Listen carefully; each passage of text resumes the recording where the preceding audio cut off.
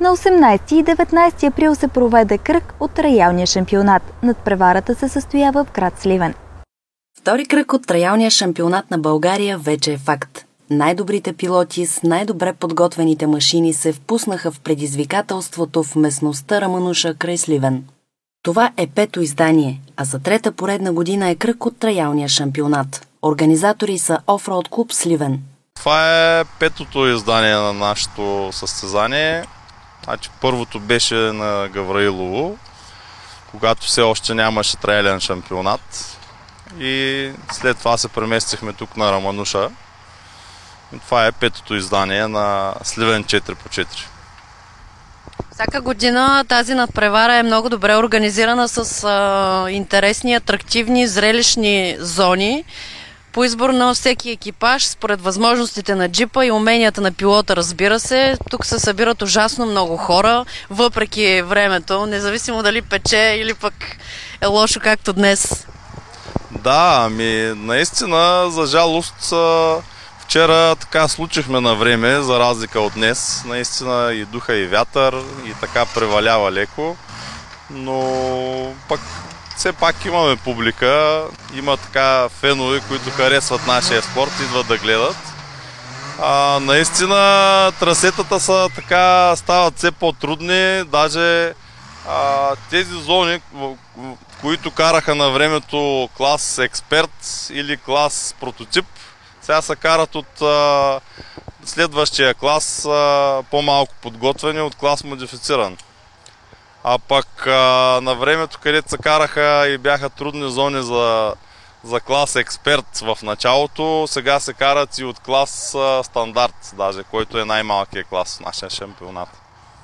Колко екипажа се включиха общо в надпреварата, в двудневната надпревара тук в Сливен?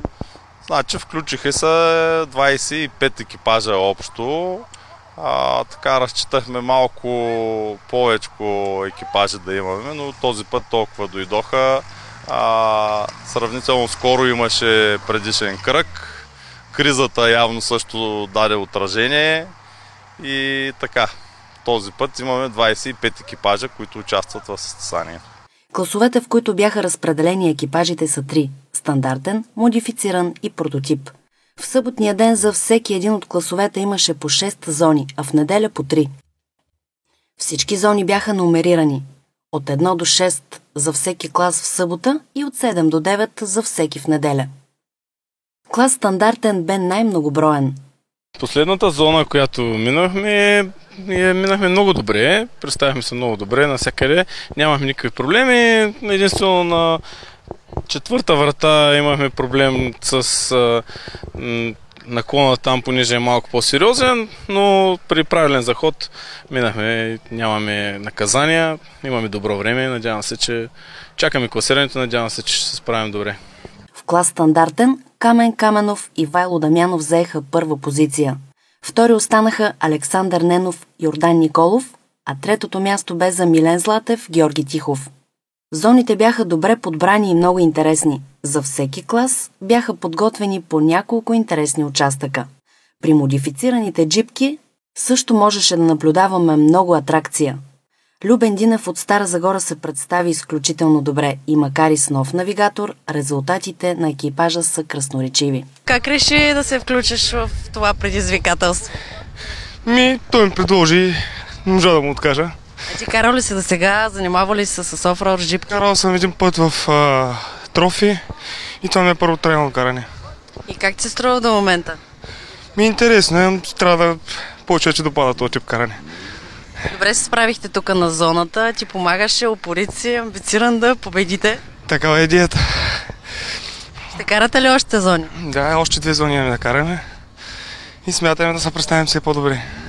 Първото място в клас модифициран бе за Данаил Йорданов, Тихомир Асенов.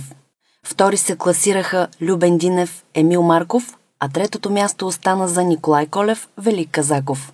Я кажи сега как се справяш? Много зле. Вчера се обръщахме доста пъти. За първи път сме с колата на трасето. Вадим от гаража и на трасето дойдохме с нея. Буквално не сме карали никъде. Трудно не беше много. Чупехме се на 2 пъти вчера. Отпред главената цялата изфърча. Днес отзад имаме чупен диференциал. Назад сме много фокусирани. А как се чувстваш с шампионската джипка? Не съм свикнал с нея, не я карам още. Навигатора добър ли е? Добре. Благодарен съм много на него. Заедно правихме колата. Какво да кажете? Най-зрелищни обаче се оказаха зоните за клас прототип, съдейки по публиката, която не помръдна оттам през целия неделен ден. Последно всички прототипи избраха да карат 7-ма зона, която бе най-трудна и поизпоти повечето екипажи. Първото място в клас прототип превзе Илян Илиев, Мирослав Минчев. Втори се наредиха Пламен Исаев, Йордан Йорданов, а третото място остана за Красимир Данаилов, Стефан Стояновски. Наистина много интересна зона, доста трудничка, щом като най-добрата машина в нашия трябва да се затрудни, няма какво да се каже, въпреки че аз тръгнах доста добре, подценихме малко ситуацията долу, там си останахме, но все пак доволни сме. Това беше най-тежката зона в това състезание. Почти нереализирани във всеки един екипаж минимум по 1-2 врати.